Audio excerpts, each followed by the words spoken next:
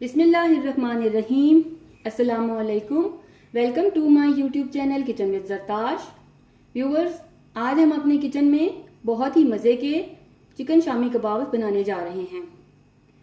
बहुत ही simple ingredients से तैयार होने वाले ये शामी कबाब्स बहुत ही मज़े के हैं। ये रेसिपी आपको और आपके घर वालों को बहुत पसंद आएगी। आप इस रेसिपी को ज़रूर ट्राई कीजिएगा। इससे पहले कि मैं अपनी रेसिपी की तरफ चलूँ, मैं अपने तमाम नए देखने वालों से ये कहना चाहूँगी कि अगर आप मेरे चैनल पर नए हैं तो मेरे चैनल को सब्सक्राइब कीजिए। बेल आइकन पर क्लिक करने से आपको मेरी तमाम नई आने वाली वीडियोस का नोटिफिकेशन मिलता रहेगा। और अगर आपको मेरी वीडियोस अच्छी लग रही हैं तो इनको लाइक कीजिए, शेयर कीजिए। तो चलिए अब हम अपनी रेसिपी की तरफ चलते हैं। इस रेसिपी के लिए हमें जिन इंग्रेडिएंट्स की ज़रूरत है, सबसे पहले मैं आपके साथ वो इंग्रेडिएंट्स शेयर करना चाहूँगी। इसके लिए मैंने तकरीबन 1.5 किलो के करीब यहाँ पर बोनलेस चिकन ले लिया। बोनलेस चिकन को मैंने अच्छे से साफ करने के बाद इसके छोटे क्यूब्स काट लिए और इसको वॉश करके मैंने अच्छी तरह से इसका पानी निकालने के बाद यहाँ रख लिया है। इसी तरह से 1.5 पाव चने की दाल ले ली थी, उसको मैंने 3 से 4 घंटे के लिए भिगो के रखा हुआ था। साफ करने के बाद इसको वॉश करने के बाद मैंने सोक करके 3 से 4 घंटे के लिए इसको रख दिया था। अब मैंने इसका पानी निकाल दिया है। अब हम इसे कुकिंग में यूज़ करेंगे। 2 अदद बड़े साइज़ के आलू हैं, इनको हम काट के जब इसकी कुकिंग करेंगे तो उस दौरान मैं इसमें ऐड करके इसके साथ ही इसको मैं कुक करूँगी। ड्राई मसाले हैं जिनमें 1.5 खाने का चम्मच गरम मसाला, घर का पिसा हुआ गरम मसाला, होममेड गरम मसाला। इसकी रेसिपी मैं आपके साथ शेयर कर चुकी हूँ। अगर आपने इसकी रेसिपी अभी तक नहीं देखी तो मैं इसका लिंक डिस्क्रिप्शन बॉक्स में दे दूँगी, आप इसे ज़रूर देखिएगा और इस वीडियो के एंड पर भी मैं इसका लिंक दे दूँगी। 1 खाने का चम्मच हम इसमें चाट मसाला इस्तेमाल करेंगे। चाट मसाला भी होममेड चाट मसाला है। इसकी रेसिपी भी मैं आपके साथ शेयर कर चुकी हूँ। अगर आपने अभी तक इसको नहीं देखा तो इसका लिंक भी मैं डिस्क्रिप्शन बॉक्स में दे दूँगी। 2 अदद कनौर चिकन क्यूब्स यूज़ करेंगे। 1 खाने का चम्मच हम इसमें नमक का इस्तेमाल करेंगे, आम रेगुलर नमक। इसको आप अपने टेस्ट के हिसाब से कम ज़्यादा भी कर सकते हैं। 1 खाने का चम्मच हम सूखा धनिया इस्तेमाल करेंगे। 1.5 खाने का चम्मच हम सुरख मिर्च का इस्तेमाल करेंगे और 1 खाने का चम्मच हम पिसा हुआ भुना हुआ सफ़ेद ज़ीरा इस्तेमाल करेंगे। इन तमाम इंग्रेडिएंट्स को यूज़ करेंगे। उसके अलावा 4 खाने के चम्मच हमारे पास दही के हैं। 1 खाने का चम्मच भर के हम इसमें अदरक का पेस्ट इस्तेमाल करेंगे। 1 खाने का चम्मच भर के हम इसमें लहसुन का पेस्ट इस्तेमाल करेंगे। उसके अलावा हरा धनिया है, पुदीना है, सब्ज़ मिर्चें हैं, इनका इस्तेमाल करेंगे हम। 2 से 3 अदद अंडे हैं, ये हम देखते हुए यूज़ करेंगे कि हमें कितने चाहिए। इन तमाम चीज़ों को यूज़ करते हुए हम अपने शामी कबाब रेडी करेंगे। फ्लेम को मैंने ऑन कर दिया है। आप जिस भी बर्तन में से कुक करना चाहते हैं उसमें सबसे पहले आप चिकन ऐड कीजिए।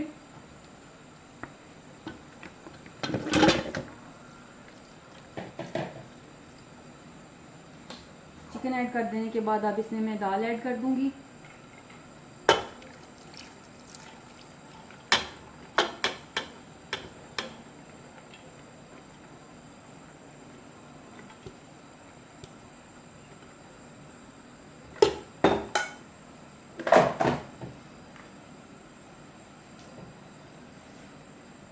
अब मैं इसमें तमाम ड्राई मसाले ऐड कर रही हूँ।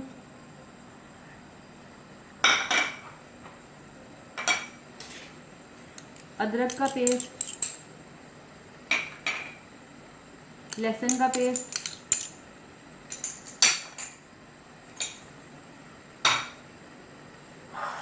और ये जो हमने 2 बड़े आलू थे इनको इस तरह से मैंने काट लिया था क्यूब्स में, इनको ऐड कर दिया।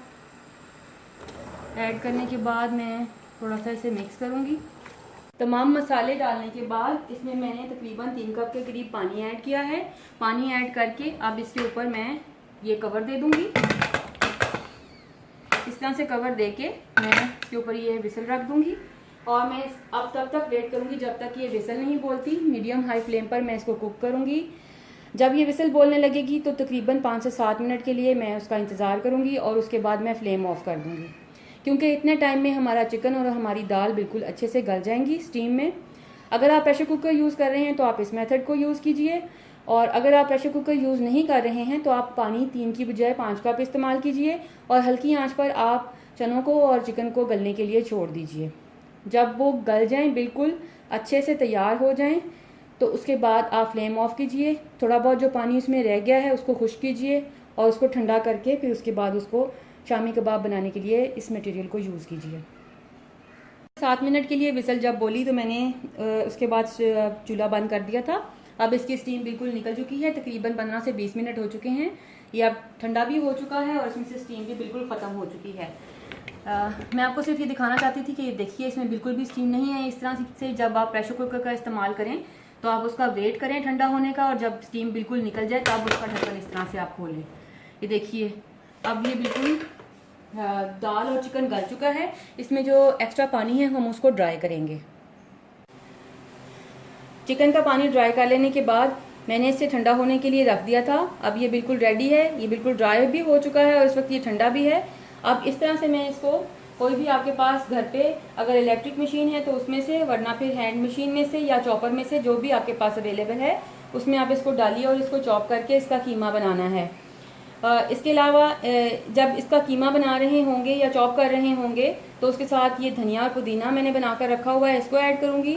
और उसके अलावा 8 से 10 सब्ज़ मिर्चें हैं, इनको मैं ऐड करूंगी।